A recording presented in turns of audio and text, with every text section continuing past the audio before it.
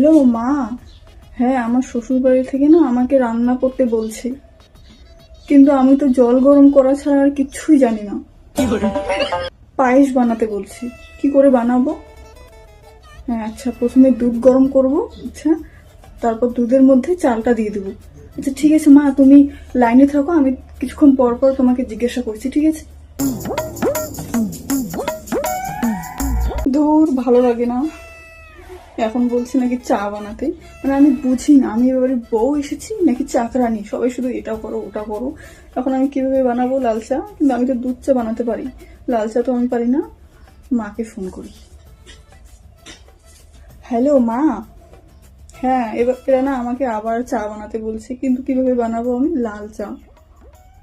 ইস, চা, ফোনটার আমার চার্জ শেষ হয়ে গেল, এবার আমি কিভাবে বানাবো?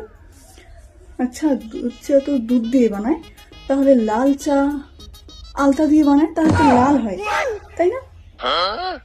চলো বানিয়ে ফেলি।